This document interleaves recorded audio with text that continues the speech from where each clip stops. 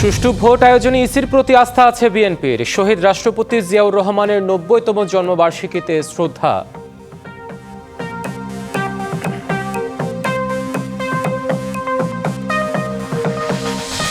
পাটের পর এবার পোশাক শিল্প বন্ধের পায়তারায় সরকার। বিজিএমইএ বিকেএমইএর যৌথ সংবাদ সম্মেলনে অভিযোগ।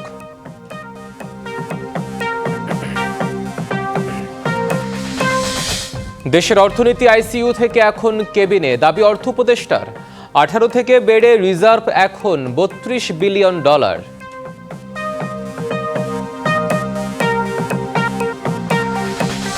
চট্টগ্রামে আলোচিত আইনজীবী আলিফ হত্যার বিচার শুরু। মামলায় চিন্ময় কৃষ্ণ দাস সহ 39 জনের বিরুদ্ধে অভিযোগ গঠন। নির্বাচন কমিশন এখন পর্যন্ত যোগ্যতার সাথে কাজ করছে।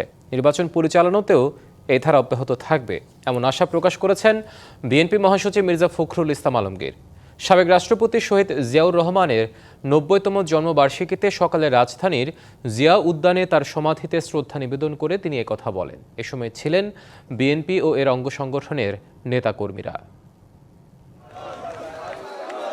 বিএনপির প্রতিষ্ঠাতা শহীদ রাষ্ট্রপতি জিয়াউর রহমানের ৯০তম জন্মবার্ষিকী উপলক্ষে রাজধানীর শেরেবাংলা নগরে তার সমাধিস্থলে এই সমাগম। সোমবার সকাল থেকে দলের বিভিন্ন স্তরের নেতাকর্মীর স্লোগান আর পদচারণায় মুখর হয়ে ওঠে সমাধি প্রাঙ্গণ। উদ্দীপনা উচ্ছ্বাসের পাশাপাশি অনেক প্রত্যাশা ব্যক্ত করেন সবাই। আমাদের আজকের দিনের প্রত্যাশা হচ্ছে শহীদ রাষ্ট্রপতি জিয়াউর রহমান যে উদ্দেশ্য এবং আদর্শ নিয়ে এই বাংলাদেশে বহুদলীয় গণতন্ত্র প্রতিষ্ঠিত করেছিলেন এবং বিএনপি প্রতিষ্ঠিত করেছিলেন, তার অসমাপ্ত কাজকে সমাপ্ত করা হচ্ছে আমাদের দায়িত্ব এবং কর্তব্য। বাংলাদেশ জাতীয় দল বিএনপির অভিভাবক এখানে শুয়ে আছেন, আমরা ওনাদেরকে ফুল দিয়ে শ্রদ্ধা জানানোর জন্য আসছি। শহীদ রাষ্ট্রপতি জিয়াউর রহমান হাজার বছর আমাদের হৃদয়ে বেঁচে থাকবে, আমরা এই প্রত্যাশা রাখি। উনি যেভাবে রাষ্ট্র পরিচালনা করে গেছেন, তার আদলে আগামী জাতীয় সংসদ নির্বাচনে বিএনপি যদি ক্ষমতায় আসে, তাহলে তার আদলে এই রাষ্ট্র আরো উন্নতি থেকে উন্নতর যেন করতে পারে। নেতাকর্মীদের সঙ্গে নিয়ে জিয়ার সমাধিতে শ্রদ্ধা নিবেদনের পর দোয়া করেন বিএনপি মহাসচিব। পরে সাংবাদিকদের প্রশ্নের জবাবে নির্বাচন কমিশনের প্রতি আস্থার কথা জানান মির্জা ফখরুল। আমরা এখন পর্যন্ত নির্বাচন কমিশনকে দেখেছি যে মোটামুটিভাবে তারা যোগ্যতার সঙ্গেই কাজ করছে। আমাদের যে সমস্যাগুলো আমরা মনে করছি সেগুলো আমরা গতকাল তার সামনে তুলে ধরেছি এবং আমরা বিশ্বাস করি যে নির্বাচন কমিশন যোগ্যতার সঙ্গেই এই নির্বাচন পরিচালনা করতে সক্ষম। শহীদ জিয়ার জন্মদিনে উদার গণতান্ত্রিক রাষ্ট্র গঠনের অঙ্গীকারও করেন বিএনপি মহাসচিব। দেশের রাজনীতিতে একটি এমন নাম, যে নাম প্রতি মুহূর্তেই স্মরণ করতে হয়, যে বাংলাদেশের স্বাধীনতা ঘোষণা করেছিলেন এবং পরবর্তীকালে বাংলাদেশের গণতন্ত্রকে এবং বহুদলীয় গণতন্ত্রকে পুরো প্রবর্তন করেছিলেন। Anwar Hossain, DBC news, Dhaka.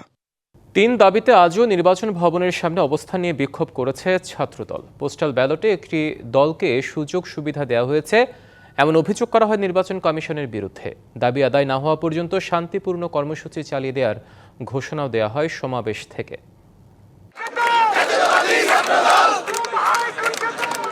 3 দাবিতে সোমবারও নির্বাচন ভবনের সামনে অবস্থান কর্মসূচি পালন করছে ছাত্রদল। বেলা 11টা থেকে এই কর্মসূচি শুরু হয়। ভবনের সামনে পুলিশের ব্যারিকেডের কাছে অবস্থান নিয়ে বিক্ষোভ করেন ছাত্রদলের নেতাকর্মীরা। দ্বিতীয় দিনের অবস্থান কর্মসূচিতে বসে পড়ছি। আমাদের একটাই দাবি যে সুষ্ঠু একটা নির্বাচন উপহার দেওয়া। আমাদের দাবি আদায় না হওয়া পর্যন্ত আমরা এখানে অবস্থান অবশ্যই করব।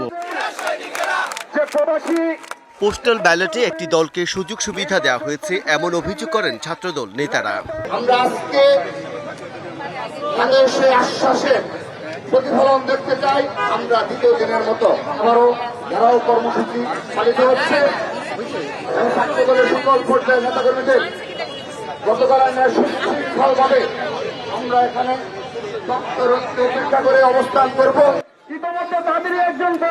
যৌক্তিক দাবি পূরণ না হলে ভবিষ্যতে নির্বাচন ভবনের মূল গেট অবরুদ্ধ করা সহ কঠোর কর্মসূচির ঘোষণা দেওয়া হয় সমাবেশ থেকে। Bijan Kumar Das, DBC news, Dhaka.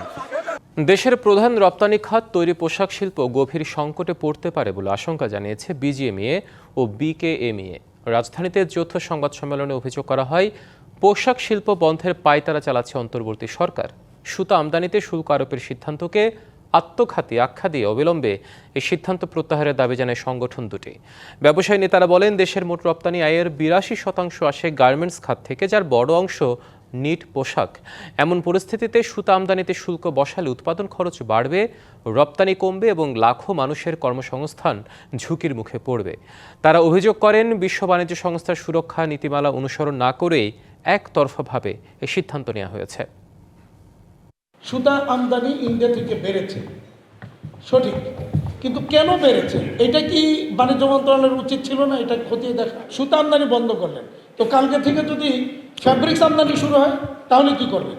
হাজার হাজার spinning mill, circular knitting machine এবং ডাইং সেক্টরটা, উইভিং সেক্টরটা, এই পুরোটাই কিন্তু তখন বন্ধ হয়ে যাবে। তাহলে আপনি স্পিনিং মিলকে বাঁচাতে গিয়ে আপনি বাকি ফরওয়ার্ড লিঙ্কেজের সবগুলিকে বন্ধ করার ব্যবস্থা করতেছে। দেশের অর্থনীতি এখন আর ভঙ্গুর অবস্থায় নেই, আইসিইউ থেকে কেবিনে স্থানান্তর হয়েছে, এমন দাবি করেছেন অর্থ উপদেষ্টা সালাউদ্দিন আহমেদ। এদিকে যুক্তরাষ্ট্রের নিষেধাজ্ঞায় জাহাজ সংকটে এলপিজি সময় মতো আমদানি করা যাচ্ছে না, তাই সংকট দেখা দিয়েছে বলে জানান জ্বালানি উপদেষ্টা ফাউজুল কবির খান। সোমবার চাঁদপুরে গণভোটের প্রচার, ভোটার উদ্বুদ্ধকরণের কর্মসূচি ও ভোটের গাড়ির প্রচারণার উদ্বোধন করেন অর্থ উপদেষ্টা সালাউদ্দিন আহমেদ। দুর্নীতি ও অর্থ পাচারের কারণে দেশের অর্থনৈতিক অবস্থা খাদের কিনারায় পড়ে গিয়েছিল, সেখান থেকে উত্তরণের চেষ্টা চলছে দাবি করেন অর্থ উপদেষ্টা। এটা খাদের কিনারে চলেছে, আমি তো জানি প্রচুর করাপশন, অর্থ পাচার, এগুলো তো জানি আমরা কোথায় কোথায় করে। আর অনেকে বোধহয় আইসিইউতে ছিল, আইসিইউ থেকে কেবিনে গেছে মোটামুটি ভালো জায়গায়। টাঙ্গাইল পৌর স্মৃতি উদ্যানে ভোটের গাড়ি উদ্বোধন করেন বিদ্যুৎ, জ্বালানি ও খনিজ সম্পদ উপদেষ্টা ফাউজুল কবির খান। শিগগিরই এলপিজি সংকট কেটে যাবে বলে আশা প্রকাশ করেন উপদেষ্টা।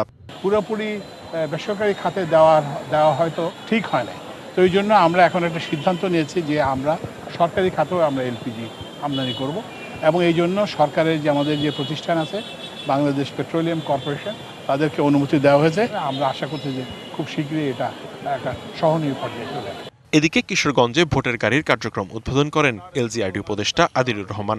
বাংলাদেশের জনগণ জুলাইয়ের কাফেলায়, তাই বাংলাদেশ গণঅভ্যুত্থানের পক্ষে অবস্থান নিয়েছে। সেই গণঅভ্যুত্থানে হ্যাঁ ভোট দিয়ে সেই অবস্থান পরিষ্কার করবে। তিন উপদেষ্টা বলেন, গণভোটে প্রচারণা শুধু সরকারের নয়, মূল দায়িত্ব রাজনৈতিক দলগুলোর। লিখনকান্তি ভৌমিক, ডিবিসি নিউজ ডেস্ক। চট্টগ্রামে আইনজীবী সাইফুল ইসলাম আলিফ হত্যা মামলার প্রধান আসামি সনাতনী জাগরণ জোটের মুখপাত্র চিন্ময় কৃষ্ণ দাস সহ ৩৯ আসামির বিচার শুরু হলো। বিভাগীয় দ্রুত বিচার ট্রাইব্যুনালের বিচারক জাহিদ হোসেনের আদালতে শুনানি শেষে এই আদেশ দেওয়া হয়। ৩৯ আসামির মধ্যে ২৩ জন গ্রেপ্তার ও বাকি ১৬ জন পলাতক।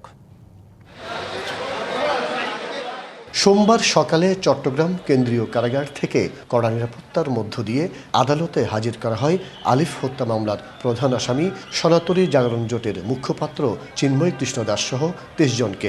আদালত ও আশপাশের এলাকায় মোতায়েন করা হয় ব্যাপক আইনশৃঙ্খলা বাহিনী। ২০২৪ সালের ২৬শে নভেম্বর চিন্ময়ের জামিনকে কেন্দ্র করে সংঘর্ষের মধ্যে আইনজীবী আলিফকে কুপিয়ে হত্যা করা হয়। এ হত্যাকাণ্ডের ঘটনায় তার বাবা বাদী হয়ে ৩১ জনের নাম উল্লেখ করে হত্যা মামলা দায়ের করেন। মামলায় ৩৯ আসামির বিরুদ্ধে অভিযোগপত্র গ্রহণ করে আদালত এর মধ্যে ২৩ জনকে গ্রেপ্তার করার পাশাপাশি পলাতক বাকি ১৬ আসামির বিরুদ্ধে মালামাল ক্রয়ের আদেশ দেওয়া হয়। পরে মামলাটি মেট্রোপলিটন ম্যাজিস্ট্রেট আদালত থেকে মহানগর দায়রা জজ আদালতে বদলি করা হয়। শুনানি শেষে আদালত অভিযোগ গঠনের নির্দেশ দেয়। আসামিদের বিরুদ্ধে সুস্পষ্টভাবে প্রাথমিক সাক্ষ্য বিদ্যমান থাকায় তাদের বিরুদ্ধে অভিযোগ গঠন করা হয়েছে। আগামী ২ ফেব্রুয়ারি সাক্ষ্য গ্রহণের জন্য মাননীয় আদালত দিন ধার্য করেছেন। আমরা প্রত্যাশা করছি প্রত্যেকটা তারিখে সাক্ষী উপস্থাপন করে আলিফ হত্যা মামলাটা আমরা প্রমাণ করতে সমর্থ হব। যে বিষয়টা সুষ্ঠু হন, যারা হত্যাকাণ্ড জড়িত আছে তাদের সমস্ত শাস্তি চায়। অভিযোগ গঠনের আদেশে অসন্তুষ্ট আসামি পক্ষের আইনজীবী সম্পূর্ণ নিরাপরাধ। আমরা 164-এ বলেছি যারা ম্যাজিস্ট্রেটের কাছে স্বীকারোক্তি দিয়ে তোমার নামে কোনো স্বীকারোক্তি নাই, তোমার নাম কেউ নাই। রাষ্ট্রদ্রোহ মামলায় চিন্ময় কৃষ্ণকে ২০২৪ সালের ২৫শে নভেম্বর ঢাকা থেকে গ্রেপ্তার করে পুলিশ। মাসুদুল হক, ডিবিসি নিউজ, চট্টগ্রাম। দিনাজপুরের পার্বতীপুরে বড় পুকুরিয়া তাপবিদ্যুৎ কেন্দ্রের 125 মেগাওয়াট ক্ষমতা সম্পন্ন 1 নম্বর ইউনিটের বয়লারের টিউব ফেটে যাওয়ায় বিদ্যুৎ উৎপাদন বন্ধ হয়ে গেছে। এর ফলে 525 মেগাওয়াট সম্পন্ন 3টি ইউনিটে বিদ্যুৎ উৎপাদন বন্ধ হয়ে যাওয়ায় রংপুর বিভাগে বিদ্যুৎ সরবরাহে ঘাটতির আশঙ্কা দেখা দিয়েছে। তাপবিদ্যুৎ কেন্দ্রের প্রধান প্রকৌশলী আবু বক্কর সিদ্দিক জানান, রবিবার 125 মেগাওয়াট ক্ষমতা সম্পন্ন প্রথম ইউনিটের বিদ্যুৎ উৎপাদন বন্ধ হয়ে যায়। গত বছরের 30 ডিসেম্বর প্রথম ইউনিটটি বন্ধ হয়ে যায়। 15 দিন পর গত 14 জানুয়ারি আবারও উৎপাদনে ফেরে এটি, কিন্তু 4 দিন পরই ইউনিটটি আবারও বন্ধ হয়ে গেল। ফলে 525 মেগাওয়াট ক্ষমতা সম্পন্ন এই তাপ বিদ্যুৎ কেন্দ্র এখন পুরোপুরি বন্ধ। প্রায় 1000 ডিগ্রি সেলসিয়াস তাপমাত্রার বয়লারটি ঠান্ডা হওয়ার পর এর মেরামত কাজ শুরু হবে। তবে বিদ্যুৎ কেন্দ্রটি আবার কবে উৎপাদনে ফিরবে তা এখনই বলা যাচ্ছে না। সংবাদ এই ছিল এখনকার মতো। ডিবিসি নিউজের সংবাদগুলো পড়তে ভিজিট করুন dbcnews.tv আর ভিজিট করুন ডিবিসি নিউজের ফেসবুক পেজ এবং ইউটিউব চ্যানেল। সঙ্গে থাকুন।